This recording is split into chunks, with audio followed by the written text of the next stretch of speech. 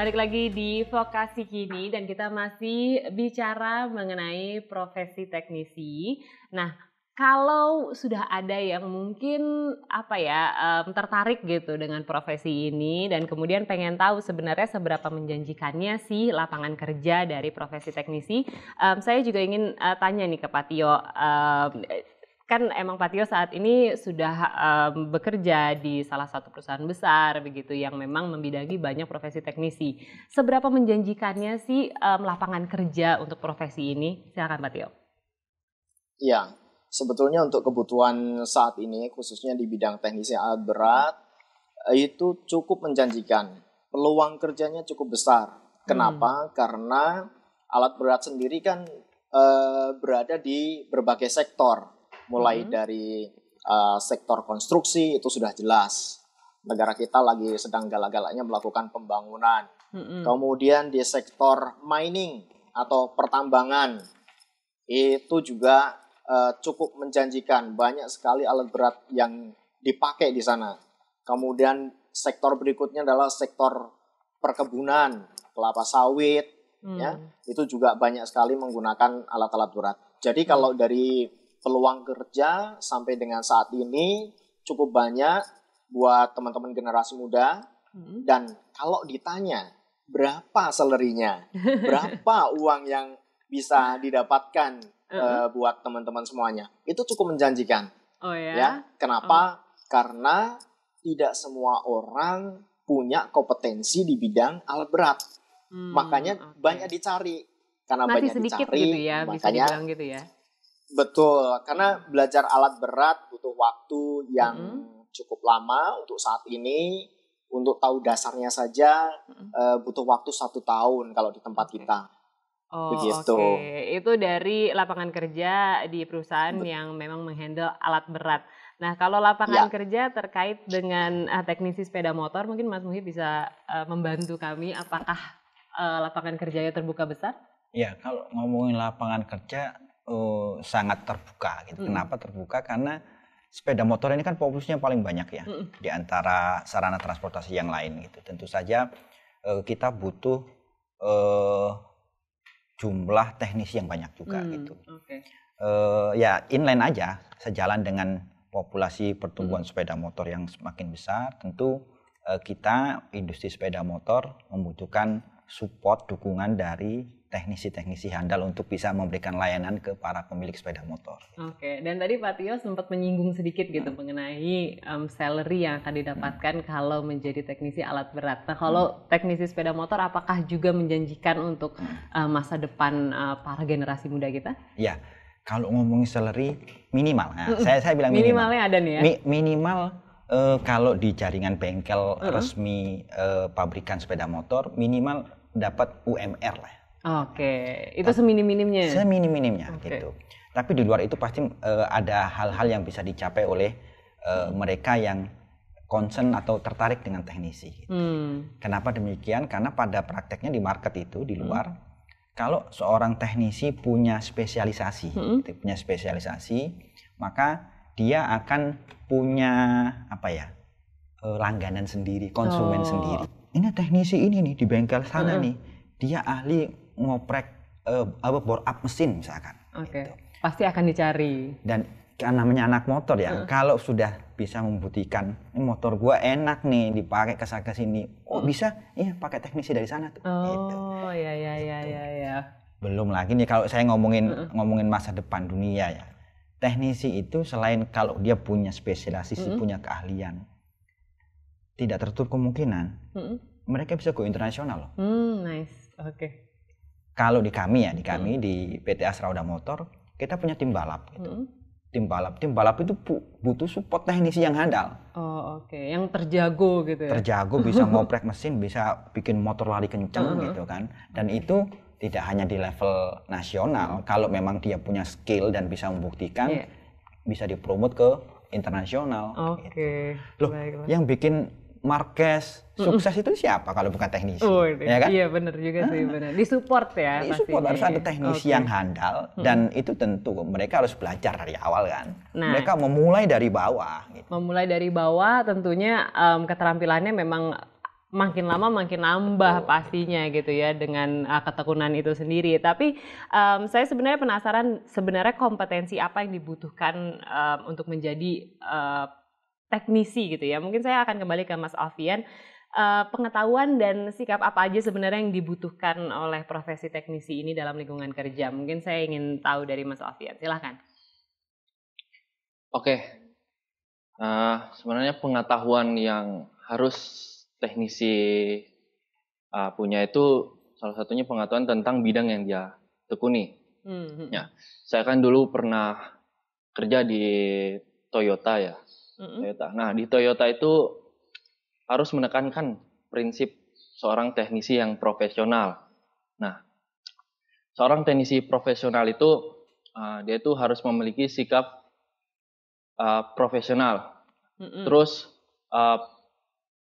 perilaku dan penanganan kendaraan dengan hati-hati itu juga salah satu sikap yang harus ditekuni. Kemudian keterampilan dan kebersihan. Terus keselamatan kerja yang paling utama. Jadi seseorang teknisi itu memang diwajibkan untuk menekuni keselamatan kerjanya. Karena ketika keselamatan kerjanya nggak ada, nanti bisa membahayakan buat diri dia sendiri gitu. Profesionalisme sebagai teknisi gitu ya. Terus pekerjaan yang cepat dan dapat diandalkan.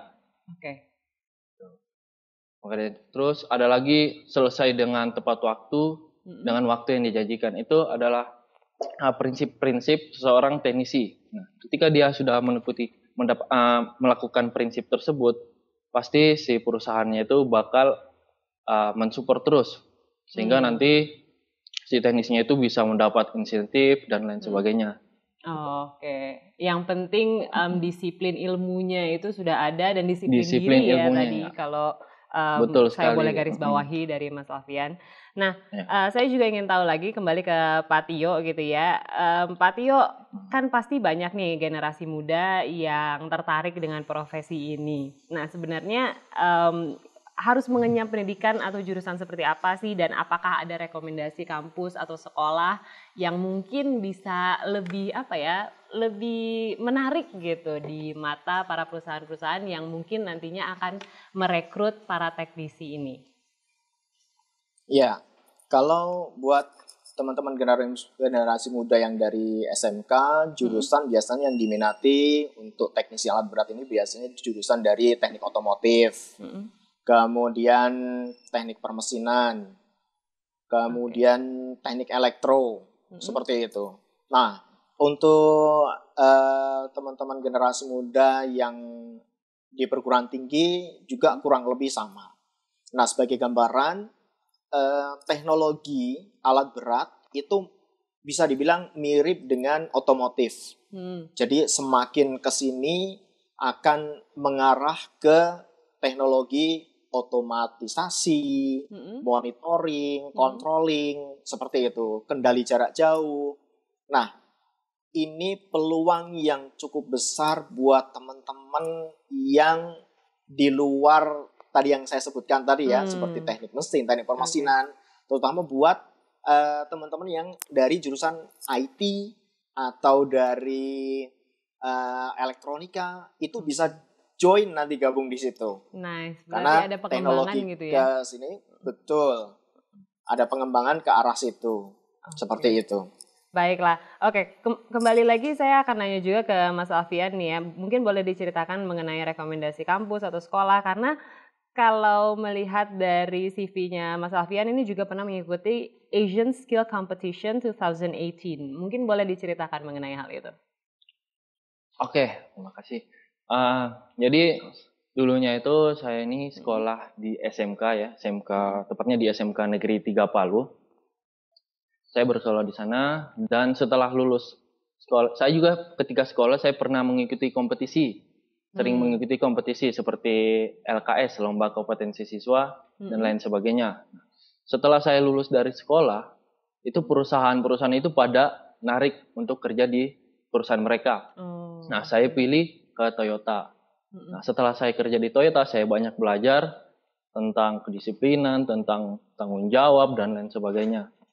Nah, setelah saya ikut kerja di Toyota, saya itu dipanggil lagi untuk ikut kompetisi Asian Skill di tahun 2018 gitu. Nice. Dan alhamdulillah kemarin hasilnya mendapatkan medali emas. Wow, oke. Selamat sudah mendapatkan medali emas. Terus gimana tuh setelah selesai dari situ?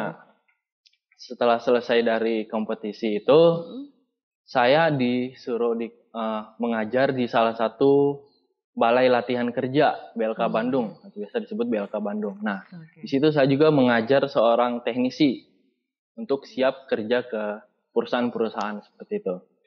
Nah, mungkin buat teman-teman yang masih sekolah di SMK yang pengen dapat wawasan lebih tentang vokasi, mau itu otomotif atau manufacturing, dia itu bisa belajar ke BLK Bandung atau melanjutkan kuliah. Karena sebenarnya untuk jurusan otomotif sendiri itu gak bakalan ada habisnya sebenarnya. Selama kendaraan itu masih ada di jalanan ya. Teknisi itu nggak perlu takut untuk kehilangan pekerjaan. Gitu ya? Betul. Oke, terima kasih Mas Alfian jawabannya, dan saya akan kembali ke Mas Muhib gitu ya. Saya penasaran nih, sebenarnya perkembangan industri kan tadi juga Mas Alfian sebenarnya sempat cerita mengenai inovasi itu akan terus-menerus ada gitu. Jadi pasti teknisi akan terus-menerus diperlukan. Perkembangan industri yang berdampak pada profesi teknisi ini kira-kira seperti apa ke depannya gitu Mas Muhib? Ya, industri itu kan mengembangkan model sepeda motor untuk memenuhi kebutuhan konsumen. Kalau produk sudah terdeliver ke market, ke pasar, digunakan oleh masyarakat, nah pasti kan butuh teknisi-teknisi untuk melayani konsumen atau pemakai sepeda motor. Nah tentu saja ini harus inline. Kalau mau memiliki teknisi yang handal, mereka harus menguasai teknologi yang dikembangkan oleh industri sepeda motor. Gitu.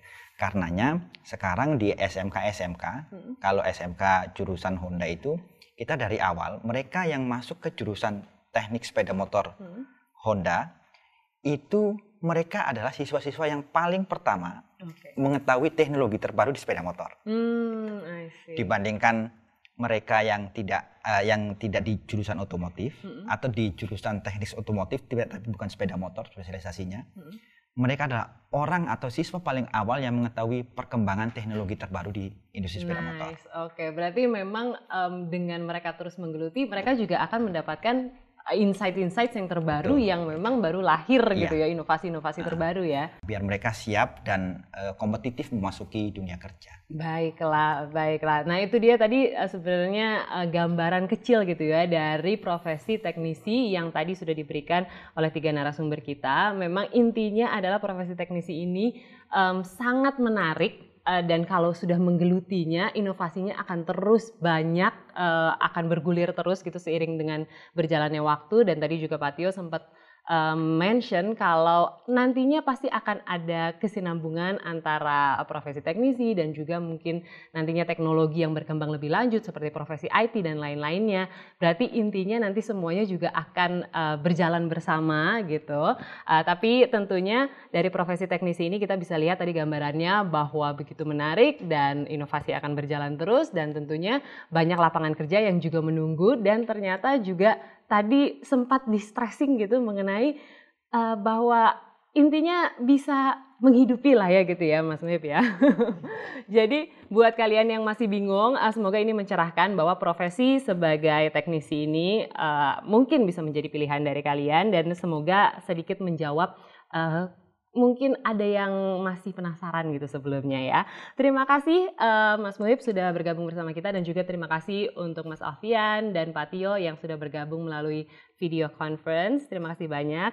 Dan kita nanti akan membahas mengenai profesi-profesi menarik lainnya tentunya di Vokasi Kini. Terima kasih sudah menonton. Sampai jumpa.